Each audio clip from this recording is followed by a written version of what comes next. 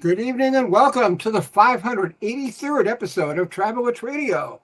I'm Dan Schlossberg, along with my co-host, producer, and friend, Roger Noriega. And we are in the 14th season of Travelwitch Radio, the show that lets you enjoy the pleasures of travel from the comfort of your armchair. Every week at this time, we talk to people representing destinations, hotels, airlines, railroads, car rental companies, and others in the world of travel and hospitality. From authors and bloggers to broadcasters and publicists. If it's got anything to do with travel, it's got everything to do with Travelwitch Radio.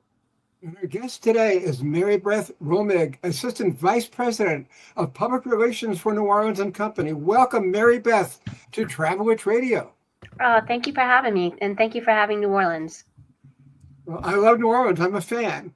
And everybody knows New Orleans is known for Mardi Gras, Preservation Hall, Bourbon Street, and so much more. Mm-hmm. But what would you tell a prospective first-timer who has never been there? The biggest pieces of advice that I would offer somebody who's never been here is to think outside the box. Don't think Bourbon Street. We are more than Bourbon Street. We are a city of wonderful neighborhoods, of an authentic culture that crosses a number of genres. So there's a lot to enjoy, from food to music to architecture to history. And there's just a lot more to do than the French Quarter. Everybody knows the French Quarter, but when we design press itineraries, we like to design trips that are beyond the French Quarter so people get a bigger picture of what New Orleans is truly all about. You just hosted the Super Bowl, but Yep. Mardi Gras brings a whole new celebration. When is it? What is it? And how big and crazy does it actually get? Well, Super Bowl, let's back up. Carnival season really begins in earnest on January 6th. That's the Feast of the Epiphany. So that's when our carnival season starts. And then Mardi Gras Day is a lunar holiday. So it depends upon Easter, when Easter falls. So you come back 40 days from Easter, and that's Fat Tuesday. So it can be a very early Mardi Gras, or it can be as late as the first week in March. This year it's March 4th. So it's a rather later Mardi Gras, but we don't mind because that means more king cakes can be eaten for longer periods of time. That's our traditional Mardi Gras dessert. But it depends upon what kind of Mardi Gras you want to have. There's the Mardi Gras that's very family oriented, and that's what we like to tout, where families gather with friends in the same spot along the parade routes, and they go every year. They might even rent a house for the Mardi Gras parade season. Or then you have the other side of Mardi Gras, and then you have the secret side. The secret side are the Black Masking Indians and the Skull and Bones gang. They come out at sunrise on Mardi Gras morning, and these are the beautiful Indian costumes that they unveil on that day. And that's a secret. You never know where you're going to find them. So you have to go looking for them in the Treme and in some other neighborhoods in the 7th Ward and Central City. So Mardi Gras can be whatever you want it to be. And Mardi Gras can be what you stay at home and watch from your couch on TV, because it's a television event all day too here on local television. My favorite attraction in New Orleans is the National World War II Museum, which seems to be growing as more buildings and artifacts are added. Mm-hmm. Please tell us about it and let us know why it's in New Orleans. So the National World War II Museum began as the D-Day Museum, and it was one building devoted to all things D-Day, and that goes back to why it's in New Orleans. Andrew Higgins was a businessman and a boat builder here in New Orleans, and he was responsible for designing and building the Higgins boat, which, as you know, or for those of you who are lovers of World War II history know, is the landing craft that really turned the tide on the Germans at the Battle of Normandy. Remember the front of the boat unloaded, and then the soldiers unloaded and went onto the beaches of Normandy. Well, those boats were invented, built, and tested here in New Orleans, and that's why when Dr. Ambrose and his team decided to have that museum here in New Orleans, it was crucial for the Warehouse District. It became a real turning point for that part of the city. It's now called the National World War II Museum. And you mentioned that campus keeps growing. About a year ago, maybe over a year ago, they actually completed and opened the exhibit Liberations in the final edition.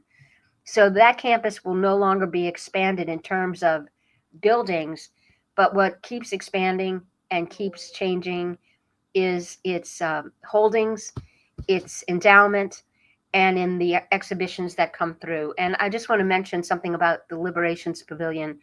It's an extremely moving story to the World War II event. It's about post World War II and the world that evolved after World War II. And it really is striking in that it opened right as the conflict happened in the Middle East. And a lot of what it reflects is parallel to what is going on in the world today. So it's very timely, extremely moving, and just a great final addition to what is already one of the top 5 museums in the country. And it's probably, if not the most visited, it's one of the top 2 most visited attractions in our city. So we're so blessed to have it here. We understand there are special events timed to coincide with Memorial Day, July 4th, and Veterans Day. Could you talk about that a bit? Sure.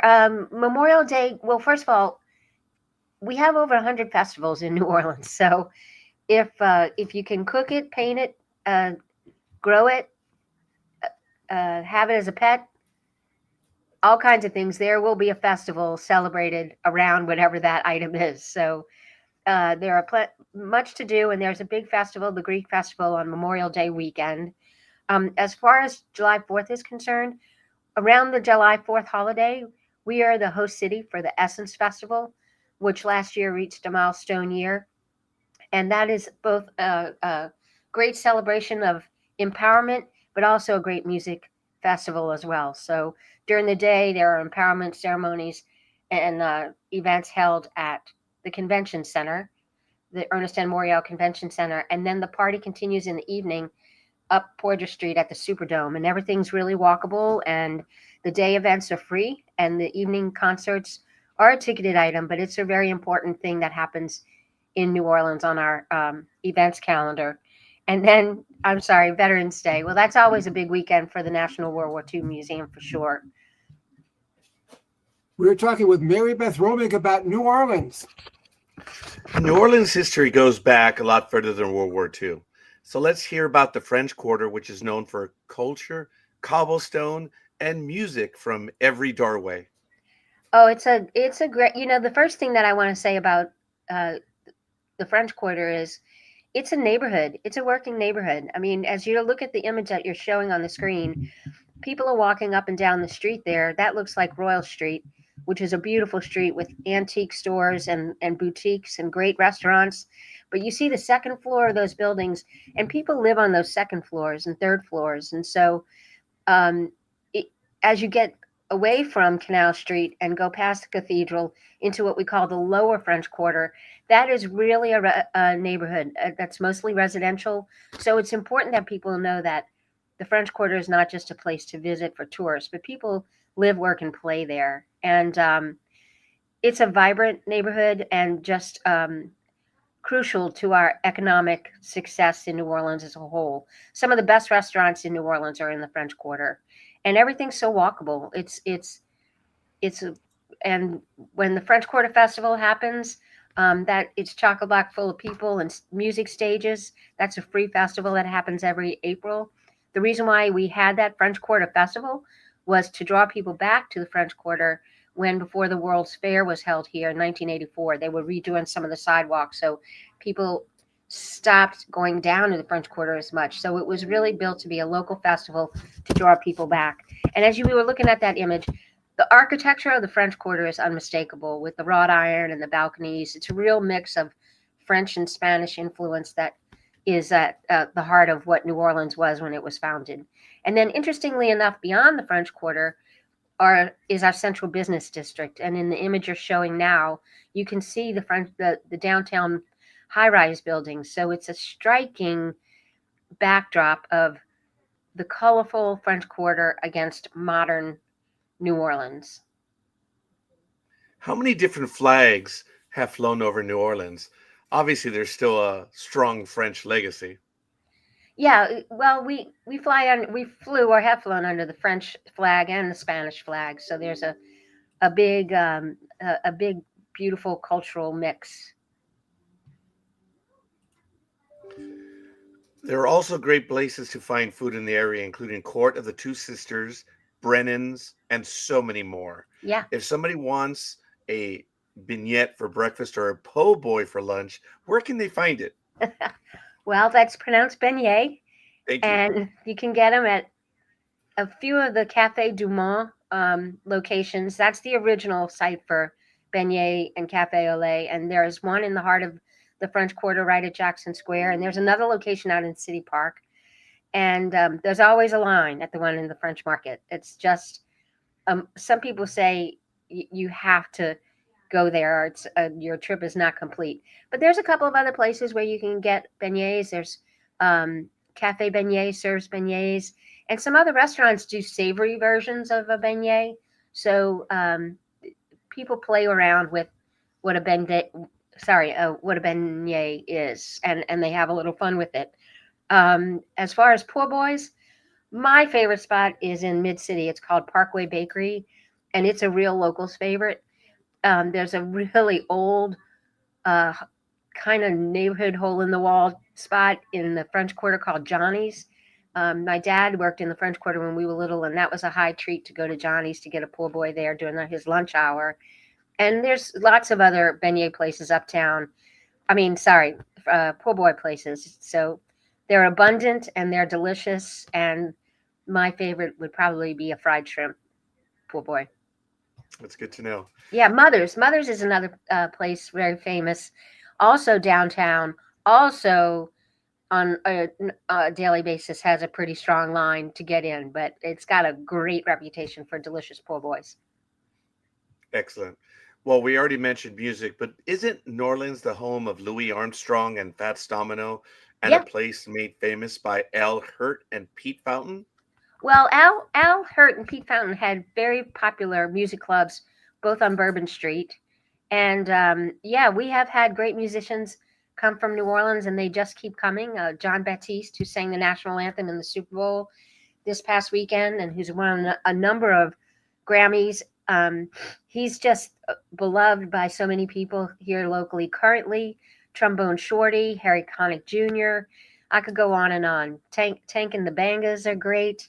And the Super Bowl pregame show gave us an opportunity to showcase some of our great musical talent, and we always appreciate the chance. And you showed an image of Preservation Hall. Pres Hall is over 75 years old. It is just the mecca for jazz, and some of those young and old musicians play there. And we try to send every journalist that comes through New Orleans and Company to a show at Preservation Hall. It's a must see. We got lots of music clubs, but nothing like Preservation Hall. Now, along that at Preservation Hall, I understand the musicians are just about as old as the historic building. That may be a stretch, but yes. there are some that are getting up in age. My favorite guy there is Wendell Brunius, who's the musical director. He's a real ambassador for New Orleans all over the world. And then Ben Jaffe is the son of the founders. He plays there all the time, but there's some younger musicians that play there as well. And they do a real mix. One night it might be brass music played in a jazz style, and then some other nights it's the all stars. But they have about four shows a night, and in a very, very intimate setting. So it's really, really special when you go there. At Travel Edge Radio, we love trolleys, trains, and anything that runs on tracks. So tell us, we know there's a streetcar, but is there one named Desire, or is that just a movie?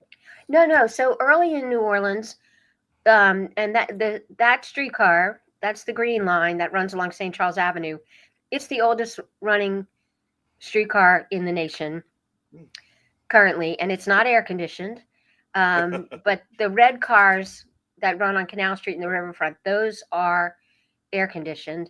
But yes, in the olden days, streetcars were the mode of transportation for most New Orleanians. So they had streetcars running all over the city. And you can still see the tracks on some streets that no longer have the streetcar. Now it's mainly St. Charles Avenue, Canal Street, and the riverfront line. That's the red car that I was mentioning in that image.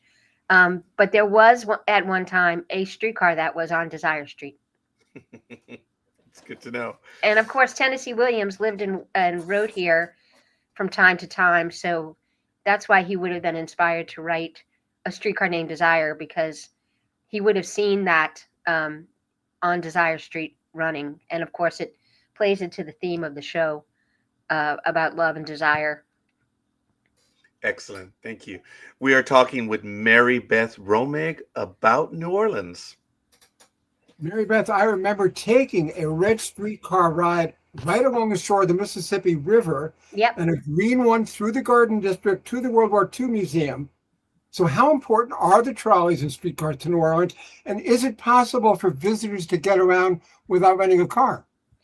So I will say that riding a streetcar, particularly the Green Line, is one of my top 5 things to do, both living here and for a visitor. It is extremely important mode of transportation for commuters who want to commute to work.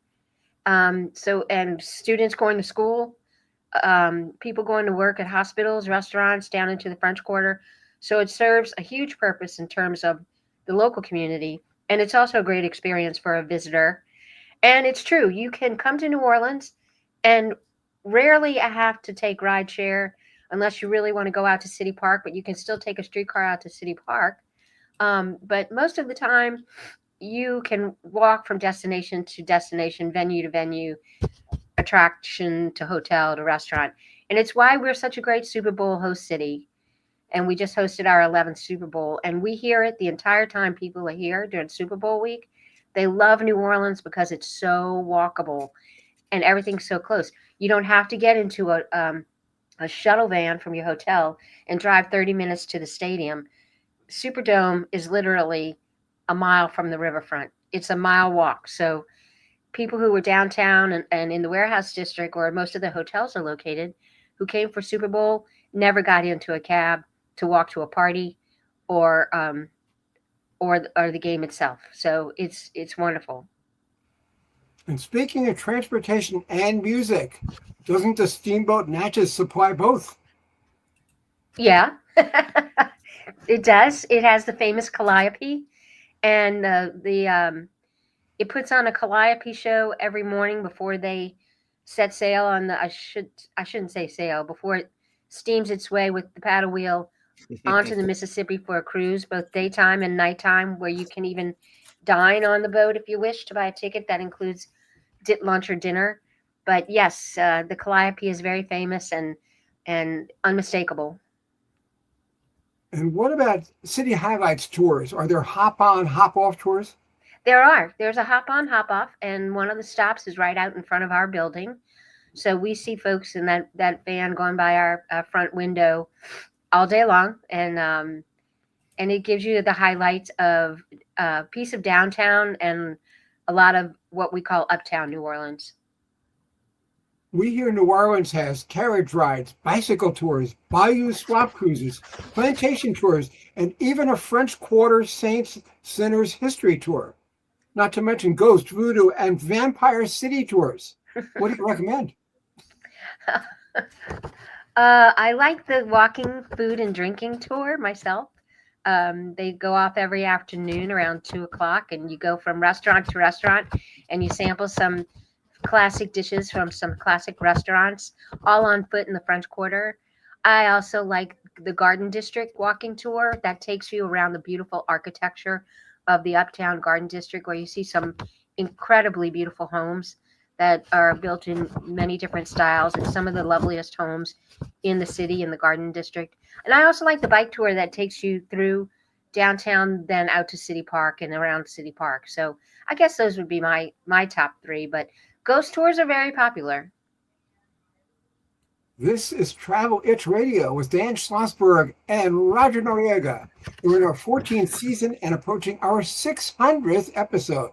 We're live at 5 New York time every Thursday on LinkedIn, YouTube, WhatsApp, X, Twitter, and Facebook, among others. And we're talking with Mary Beth Romig about New Orleans. New Orleans has many things not found in other cities, including Cajun and Creole cooking classes, above ground cemeteries, and even a hunted pub crawl. Please tell our viewers about all that. Well, I think we do have great Creole cooking classes. You can do a hands-on class or just watch them, the chefs cook, and they talk to you about it, and then y'all all enjoy a meal after, whether you made it yourself or the chefs made it and they serve it to you. Those are extremely popular. You mentioned the above ground cemetery tours. We are one of three cities in the world that are really famous for our above ground cemeteries. Maybe the only one in America. The others are in other countries. But a guy who wrote the book on cemeteries once told me that factoid about us being one of the rare cities that has the above ground cemetery. And it really is quite interesting when you've never seen it to take a tour of one of those cemeteries and learn about the history of the tombs and their styles and their meanings. We kind of take it for granted because we drive past them every day. You know, when you coming into the city from the airport or on the outskirts of the French Quarter, most of them are built where the original city ended because that's where the swamps began. So you have to build them on the edge of the city where the ground is somewhat still strong. But we bury our dead above ground because the water table, it's you go down a few feet and you hit water. So you got to build where the bodies will be able to rest in peace, not be unearthed, if you will. And then you mentioned the pub crawl. Yes, that's another one of the fun tours that's offered throughout the French Quarter. Thank you. When Dan was there, he loved wandering around Jackson Square, photographing the statues and watching the artists work, not to mention the horse carriages decorated by their drivers with flowers and other colorful elements. Would you share about that, please? Yeah, Jackson Square is the heart of the French Quarter. And when you look at landmarks in New Orleans, Jackson Square stands right in front of the St. Louis Cathedral. I don't know how many cities have a Catholic cathedral as one of their landmark buildings, but that's when you look at that there, Jackson Square is the square of land that's right in front of the cathedral, and then the presbytery and the cabildo. What's interesting about that, if I may mention Super Bowl again, is every night during Super Bowl week, there was an artistic lighting projection onto those three buildings, and it was just incredible to see the colors of the artwork that was cast upon those three buildings. It really was unmistakable and just so beautiful. But Jackson Square, people get married there. It's one of the main stages for French Quarter Festival. And then every evening it shuts down at night, and it is a nighttime glow about it, and no one is there. But then in the morning when the sun comes up, they open the gates, and once again, people love to go there, and sometimes just to take a bag of beignets and have your coffee and beignets in Jackson Square. We've been talking about Jackson Square. Would you please tell us about the role Andrew Jackson played in the city's history? I know there's a great song about what he did in the War of 1812. Yep, it's called The Battle of New Orleans by Jimmy Driftwood. It's a real honky-tonk kind of song. But yeah, Andrew Jackson hastily assembled the army and won the day against a battle-hardened, superior British armed force. And it was the resounding American victory at the Battle of New Orleans, and soon became a symbol of really American democracy triumphing over old European ideas of aristocracy and entitlement. So it was the turning point for America in that battle, and there's a statue saluting him in the heart of Jackson Square. That's why it's called Jackson Square. Thank you. In addition to learning about local history, Dan, during his visit, also loved perusing the French marketplace and buying all kinds of souvenirs. Yeah, there's stands that are filled with all kinds of tchotchkes and clothing, and there's a part of the French market where you can buy fruits and vegetables. So it was the original market when the city was first founded, and it remains today as a very popular place to go and shop and buy food. Musicians just play, kind of busk around that area. And so it's extremely popular, particularly with visitors to our city. It's good to know. Would you please tell us about the airboat rides where out of towners can see alligators and Yep. other wildlife native to We'll the add area? that to the question about about tours, because swamp tours and airboat boat tours are extremely popular now. They've added a third element, and that's zip lining over a swamp out on the outskirts of town to the west. The thing about swamp tours that people need to keep in mind is that it's a bit of a time investment, because people might think we have swamps in the city. Actually, it's outside the city. So it's about a 30-minute to 45-minute drive to get to where you have these tour operators that then take you out on either an airboat or just a regular swamp boat through the swamps. And you do get to see all kinds of interesting wildlife. Sometimes in the winter, alligators, like on a day like today when it's 32 degrees outside, they don't really want to come out. They stay underwater and they're hibernating a little bit. But in the spring, summer, and fall, you'll definitely see gators along with raccoons and nutria and birds and the whole bit. But it's nothing to be afraid of. It's really quite an adventure. Nothing to be afraid of. They're Right. alligators. I kid, of course. What are the peak and bargain times to come to New Orleans, and how far ahead should people book if they're thinking about coming to next year's Mardi Gras? So I think if you want to come for Mardi Gras, and really it speaks for the time around Jazz Fest, which is in late April and early May. I think of French Quarter Fest, which is in early April. You should start looking to come 4 to 6 months ahead of time. But as far as peak times, we have some of the most gorgeous weather in the spring and fall months. We struggle a bit in August because the heat and hurricane season. Yeah. But with Essence Festival in early July and then Tales of the Cocktail, another big festival in late July, we do have some surge periods in July. But things get a little bit slower in August and into early September. Plus, it's back to school, and you have a lot of families involved in all their back to school things. So those are the slower periods. But we certainly try to offer events and things to do and book meetings during those times to fill the visitor calendar. But I think our peak times would be spring and fall. Thank you. We are having a wonderful conversation with Mary Beth Romig about New Orleans. Mary Beth, there's so much to do at night in New Orleans, and that doesn't even cover casino gambling, does it? No, I think the music clubs are really popular at night. But yes, we do have Caesars Casino in downtown, right at the heart of the downtown district at the foot of Canal Street. They just opened up the new Caesars Hotel, which is a brand new, gorgeous hotel right by the casino. And it also has Nobu in it, and Emerald Lagasse opened Emerald's Bistro, which is a French style restaurant in Caesars. So there's a beautiful new addition to the casino, and the casino just went through quite an upgrade. So and it's got sports betting, the whole 9 yards in the casino.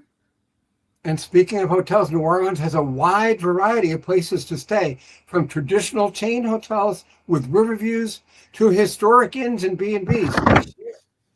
Yeah, the hot thing lately has been opening up the smaller boutique hotel properties, and there's some really special ones both uptown and downtown into the French Quarter. And then we have the classics. We have the venerable Roosevelt Waldorf Astoria property, Ritz-Carlton, the Windsor Court's one of my favorites.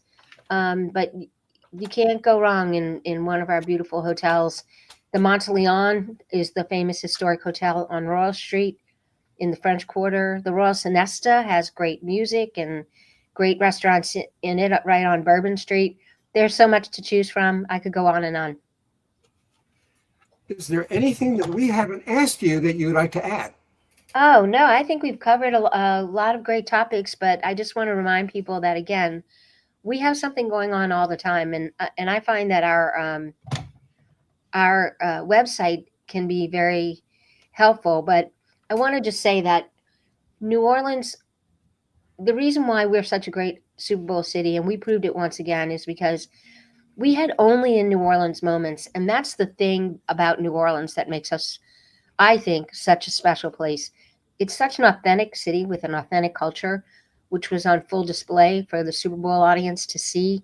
I mean, only in New Orleans moments, from the way that the Lombardi Trophy arrived with a second line parade to the actual Super Bowl parade that was held the day before the game. I mean, no other city can throw a true Mardi Gras style Super Bowl parade.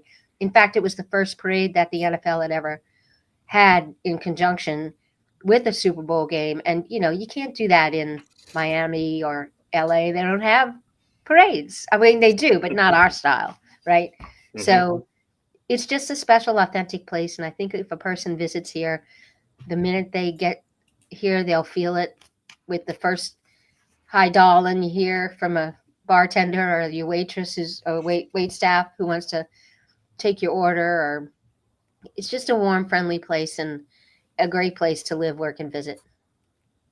Our guest today has been Mary Beth Romig, Associate Vice President of Public Relations for New Orleans and Company. Thank you, Mary Beth, for being our guest on Travelers Radio. It was my pleasure. Thank you for letting me talk about my favorite topic. And viewers, with spring training exhibition baseball starting today, this is your chance to share the excitement with my latest baseball biography, Home Run King, The Remarkable Record of Hank Aaron, featuring forward by Dusty Baker. This 265-page hardcover book explores Aaron's contributions as a home run hitter and as an advocate for civil rights. That's Home Run King, The Remarkable Record of Hank Aaron. Get it today on Amazon.com. That's it for this edition of Travel Witch Radio. Now, this is Dan Schlossberg along with Roger Noriega saying thank you for your time this time. Until next time, join us next week when our guest will be Lisa Mayo, President and CEO of California's Tuolumne County, home of Yosemite National Park. Hope to see you next week. In the meantime, thanks for watching.